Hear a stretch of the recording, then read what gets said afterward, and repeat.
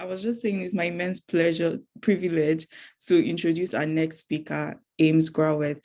So Ames is a senior counsel and John L. Neu Justice Counsel in the Brennan Center's Justice Program. He leads the program's quantitative research team, focusing on trends in crime and policing and the collateral cost of mass incarceration. Additionally, he advocates for criminal justice reform policies at the federal level. Previously, Grawert served as an assistant district attorney in the Appeals Bureau of the Nassau County District, where he reviewed and litigated claims of actual innocence in addition to his appellate work. Before entering public service, he was an associate at Mayer Brown LLP, where he represented criminal defendants pro bono in post-conviction litigation. So thank you so much for joining us today, Ames. You can go ahead with your presentation. Hi, everybody. Thank you so much for having me. It's a pleasure to be here. Please let me know if you have any trouble at all hearing me. I'll do my best to correct any of those things. And please let me know if you have any trouble not seeing this. I'm hoping you do see this. Yeah, you do see. All right, great. So it's my pleasure to speak with you here today. I want to thank the Q-Side folks for inviting me. What I'm going to be talking about is a little about the Brennan Center's research on the connection between poverty and mass incarceration. This is based on a research report that we published in 2020, so a little bit over a year and a half ago now. And before going any further, I want to make sure that I credit my co-authors on this paper. You'll see there are 3 names in the paper. Terry and Craigie, who's a tenured economics professor at Smith College, was the lead on developing the econometric model. So none of this would exist without her. Terry Ann is busy teaching right now, however. And my colleague Cameron Kimball, former research program associate at the Brennan Center, also conducted a lot of the research, especially on some of the population estimates that I'll tell you about. That was a lot of Cameron's work as well. It was my pleasure to work with them and help put the report together and knit everything that we had to say together into one coherent piece. Before going any further, here's what I want you to take away from the presentation. I want you to come away with an understanding of how common criminal records are in the United States. I think some of us are privileged enough to live in circles where the shadow of mass incarceration is not very deep. We can go through much of our lives without seeing it, but that's not the case in a lot of American communities. We often hear a figure that there are around 70 million Americans who have interacted with the justice system in some way, like through arrest, lower level conviction, et cetera. What our report does and what I'm going to tell you about is we tease out some of those findings and figure out how many people have interacted with the justice system in particular ways. And the most surprising thing I'm going to show you is tens of millions of people have a misdemeanor conviction. We have historically, even in the criminal justice community, spoken about those as, quote, lower level records. But a criminal record is a criminal record. It can bar your employment options, it can bar your housing options, just the same as a felony record. So we need to have a proper understanding of how serious those records can be. And I want you to come away understanding that there are policy solutions that exist that, even as the research I'm going to show you today talks through what we know about the severity of criminal records, there's great research by folks outside the Brennan Center on solutions to those problems, both teasing out the mechanisms for why a criminal record causes such long-term hardship and what we can do about it. So in some respects, I'll start walking us through what is a pretty bleak picture, but there's good news I hope to share at the end of it. So first, some background on me and the Brennan Center. Some of you may know the Brennan Center. We're a research law and policy institute. We're nonpartisan. We work with members of Republican, Democratic parties, any party under the sun, to help improve the country's systems of law and democracy. Many of my colleagues you might know based on their work on voting rights. They work on campaign finance, other things like that. I work in the Brennan Center's Justice Program, which is our initiative focused on understanding the harms posed by mass incarceration, helping people contextualize what those harms are, and coming up with solutions to it. One of the key ways that we do this is through reports like the one I'm going to show you today. We spend years and years and years on in-depth policy analysis, looking into a specific social problem, and then we tell you all about what we learned and how we can fix the problem. This report I'm going to walk you through took about 5 years and some false starts along the way, but especially thanks in great form. One of our key focuses, the criminal justice world is huge, and you've just heard a bit about it from the previous presenter as well. We focus on the intersection between the criminal justice system and economic security, among other things that we do. So some reports that my colleagues have authored before have showed how criminal fees and fines, amounts that may seem low in some cases, like $250, $1,000, et cetera, are levied against people who can't afford it, and those fees end up snowballing and helping impede people's economic well-being, and by and large go uncollected. This is the system that unfortunately puts debts on people who can't pay them and uses that to help finance the court system of our nation. We've documented how that's a problem and how there are solutions to help build a better way. And we've also shown how the criminal legal system helps entrench, or doesn't help, excuse me, works to entrench poverty among people, communities, and families. So I'm just going to rewind because I'm betting a lot of people on this call are pretty familiar with the idea of mass incarceration, but I want to make sure that I back up and give you a picture of what that really looks like. So between 1950 and the peak of the prison population around 2010, the number of Americans in state and federal correctional facilities grew eightfold, from under 200,000 to nearly 1.6 million. I could have given you this chart as a rate of, the incarceration rate, the number of people in prison per 100,000 people in the population. It wouldn't look terrifically that much different. There's nothing you can do to explain away this growth by saying, well, the country got bigger during that time. What you're looking at is the result of a series of policy choices through which the country decided that the way that we would confront social problems, including the problem of crime, was through lengthening prison sentences, sending more people to prison, and paying very little attention to other means of building a better society. So when we talk about mass incarceration, we are talking first and foremost about that graph you see right there, the incredible, unprecedented, and historic growth of the American correctional system over the last half of the 20th century.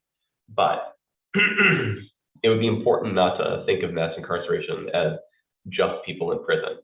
There's been some, and just, I don't mean to trivialize that experience. It's important not to think of mass incarceration as confined to the four walls of American prisons. There's research by other people in the field who have shown that 1 in 2 people may know someone who's been impacted by the criminal justice system. The collateral costs of incarceration are huge on families who lose wage earners, who lose parents, who are unable to accumulate intergenerational wealth, on communities that are decimated by incarceration. One thing we know is that violence is hyper-concentrated in this country, especially in some of the poorest neighborhoods, unfortunately. Criminalization, as a perhaps corollary, is hyper-concentrated as well. Incarceration is hyper-concentrated too. There are blocks in Chicago where the state spends $1 million to incarcerate the members or the people who used to live on that block, suggesting that in some parts of the country, the most visible government presence is the government's correctional apparatus, which is shocking, especially contrasted with the growth of what was never complete, but the start of a safety net in the first half of the 20th century. So, but these are also just some of the collateral consequences of mass incarceration. We also know that people face billions of dollars in fees and fines after they leave prison that may help land them in poverty, may make it that much more difficult to rebuild their lives after incarceration. We know through long research that formerly imprisoned people earn less than people who are very similar to them and may struggle to find jobs. And we know that low earnings are correlated with increased likelihood of incarceration, suggesting that there may be a vicious cycle between poverty and incarceration that decimates American communities and builds the kind of world that we all deserve better. So it's into this last realm that we decided to step when embarking on the research project I'm about to tell you about. We wanted to look more at the problem of economic well-being and its relationship with mass incarceration. So that field is pretty well trod in some ways. There's a lot of research about the relationship between prison and unemployment and earnings. Pretty much everyone agrees that prison is bad for someone's economic stability, and I think that's probably unsurprising and for the largest part uncontroversial. Many researchers, including the late Eva Pager, show that conviction records are also a very serious barrier to employment. Her famous study that put her on the map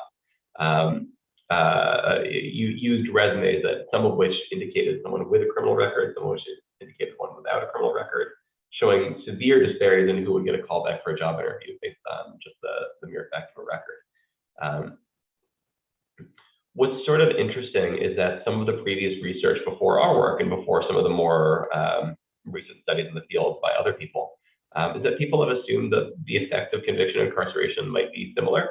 That doesn't sound right to me. If you've spent 5 years in a state prison in upstate New York, away from your community, away from your friends and family, away from opportunities to learn skills that you might need to go to a job, I think qualitatively that the impact of that on your life long term is probably much bigger than the impact of a felony conviction where you wind up on probation for 2 years. I don't want to trivialize the experience of felony conviction and probation, but I do want to say that I think it is probably an order of magnitude different from the impact of spending time in prison. We set out to sort of determine whether that hunch was correct. There's also a pretty broad debate over the impact of lower tiers of criminal justice involvement. Like, we know that prison is serious. We have a hunch that conviction is serious. What about arrest? What about misdemeanor conviction? It's harder to say. So what our paper does is two big things. We try to follow the effects of people who have interacted with the criminal justice system over time to see how the effects of conviction and imprisonment stack over time. Like, it might be nice to think, for example, that sure, time in prison may reduce your ability to earn a living wage, but surely that impact diminishes over time. So we set out to see whether that is the case. We also set out to estimate how many people have been impacted by the criminal justice system, how many have been convicted of a misdemeanor, how many have been convicted of a felony. So here's what we found. Number one, I just want to pause and note that it's shocking that this sort of information was not available to the broad public before a team of researchers at the Brennan Center set out to study for 5 years. This is a first world nation, the most rich country that the world has ever seen, and we still don't have basic information available to us about how many people have been affected by the criminal justice system in such a sprawling country. These are important data points that really should be studied and understood in a way so we can understand what our huge investment in the apparatus of incarceration has bought us. But that is not, in fact, the country we live in. So instead, people like myself and my colleagues at the Brennan Center have to spend some time trying to figure out how many people have been to prison. The answer is around 8 million. 7+ million is what it says here. It's around 7.7 million, so we can round up to 8. Around 12 million Americans have been convicted of a felony without going to prison. So that means they were put on probation, most likely. And more than 45 million have been convicted of a misdemeanor. So if you think about that in context, that's more than a tenth of the country has been convicted of at least a misdemeanor offense. Misdemeanors are like shoplifting, simple assaults where there's no serious injury, things like that.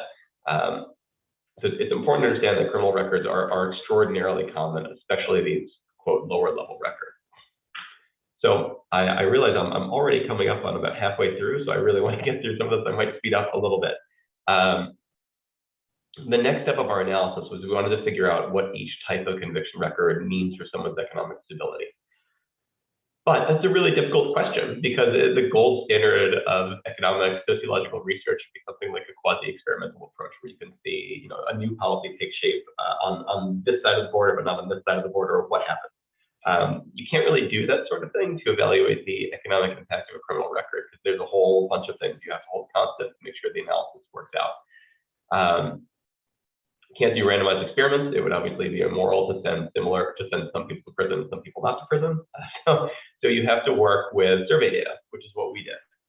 We used survey data to track a group of people who had been to prison and had been impacted by the criminal justice system in some way, and used a regression analysis to compare them against highly similar people who had not had the same experience in prison or of conviction.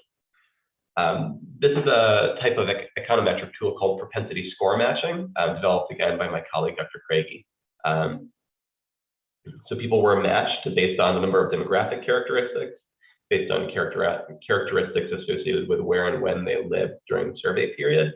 And we also applied a series of controls related to state-level criminal justice data, how these people scored on aptitude tests, things like that.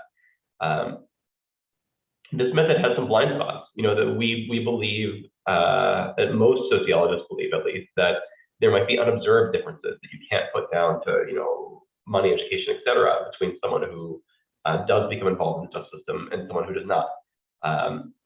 To make sure that we accounted for that and that our analysis would hold up to scrutiny from tough critics who will have that exact question, we used a series of follow-up steps to try to estimate the impact of those so-called unobserved traits. And we found that our analysis held through that, which was quite rewarding. To develop a method of analysis that fine-tuned. So what we learned is our findings bear out what I mentioned earlier. The impact of incarceration on annual learning is devastating. People who have been to prison, we found, earn around 50% less than people who are similar to them but have not been to prison. People who are convicted of felonies earn around 20% less than people who have not been convicted of felonies. These are for people who have not been to prison. But perhaps the most surprising thing is the number of people, the most surprising thing is that the gap between the impact of a felony record and a misdemeanor record is not as large as you would think. We found that a misdemeanor record, quote, costs around 16% of your annual earnings over time. That's just 5% less or so than the impact of a felony record, which is fairly shocking. And I think puts the lie to the notion that there's ever anything such as a low-level criminal record. There is no such thing, we believe, as a lower-level criminal record. Another surprising thing we found is that when you follow people over time to see if these effects dissipate, they do not. The effects stack over time, such that someone who has been to prison ends up earning around $500,000 less than someone who has not been to prison and is otherwise similar to them. That is absolutely the difference between poverty and inescapable poverty. It's the difference between poverty and stability, and it helps explain the connection between mass incarceration and poverty.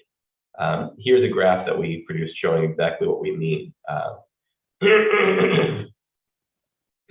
You see that for the wages of someone who's been to prison, they flatline after a certain period of time.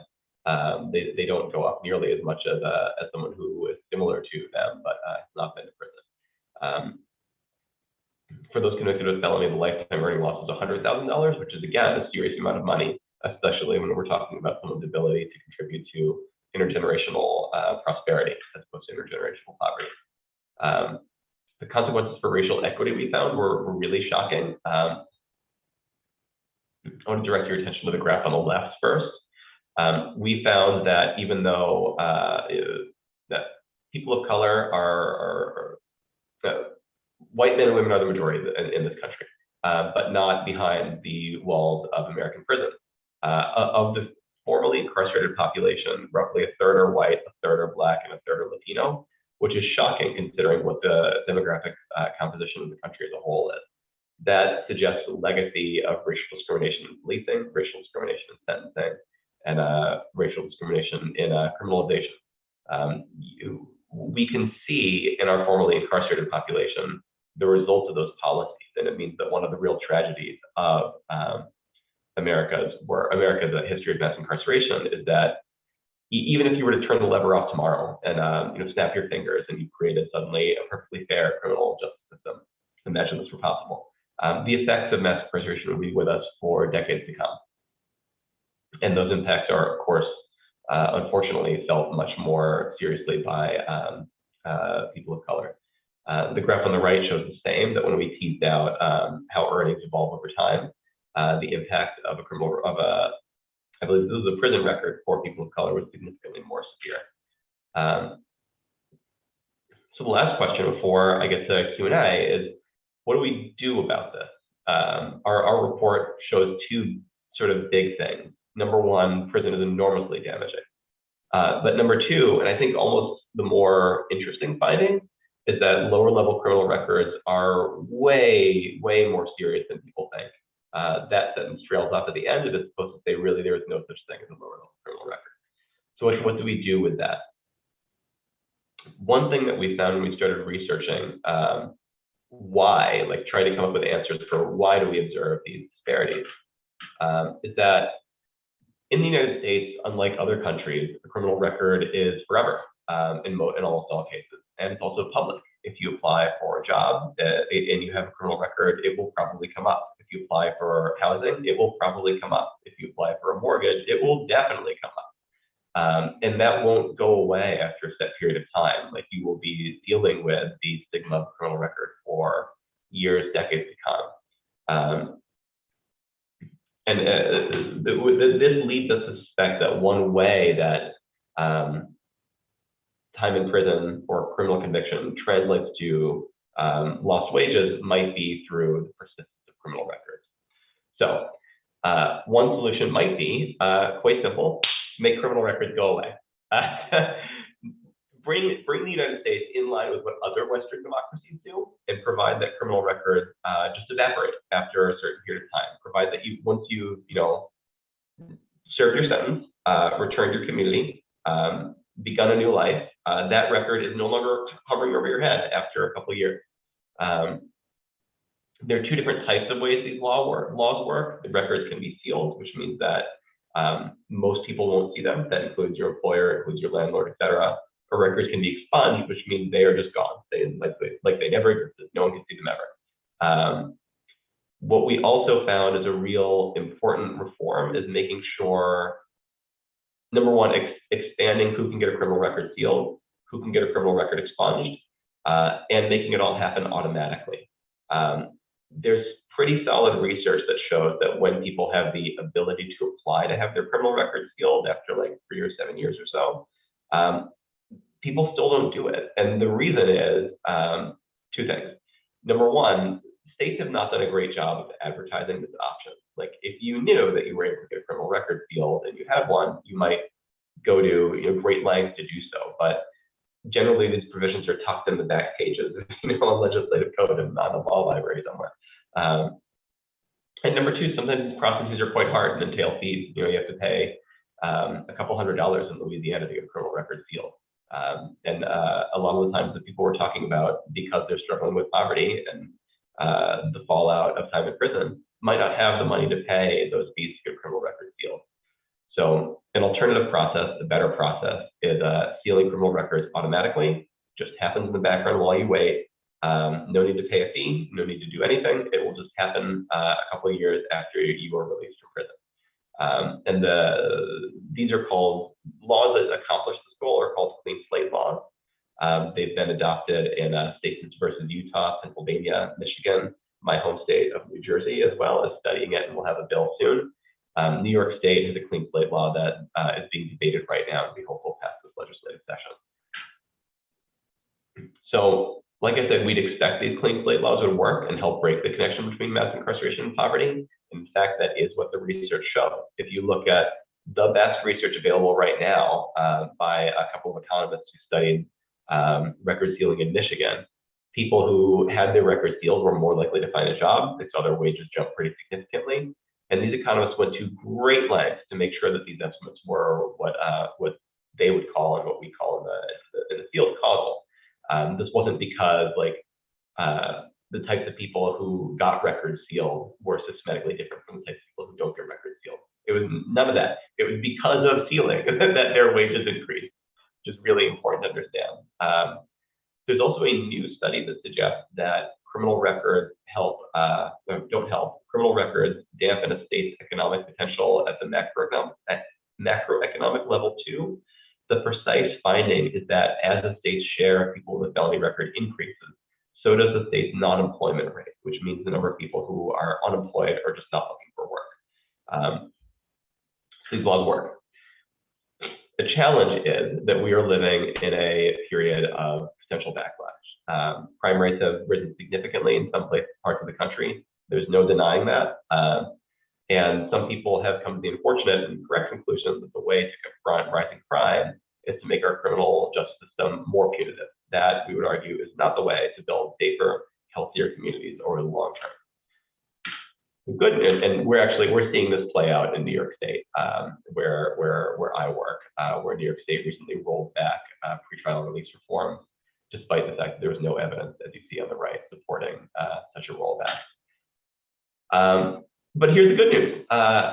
A number of states around the country, and some federal legislators too, are starting to see a sort of distinction and starting to appreciate that there's real value in helping people who have a criminal record have a real second chance, rebuild their lives after incarceration or conviction, because more than 90% of people in prison will return to their communities at some point. And do we want them to have a real second chance when they get there?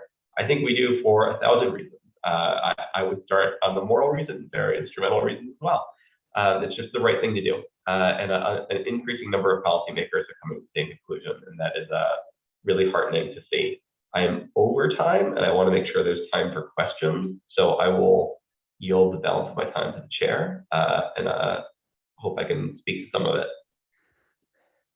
I guess that means me. Ames, thank you so much. I've been a longtime fan of your work, and this is really very interesting, and it rings around so many of the themes that I think we've seen in some of the other criminal justice talks, as you mentioned earlier today. So we did have a question from one of our attendees. Is the assumption that white, Black, or Latino individuals commit crimes at the same rate as their white counterparts? Wouldn't the incarceration leading to more poverty, which you sort of laid out, lead to a spiral of more crime? And if so, is there a way to somehow tease that out and understand a control for that somehow, to understand what the incarceration rates might be without these sociological variables that you might have been bringing forward? Does that make sense?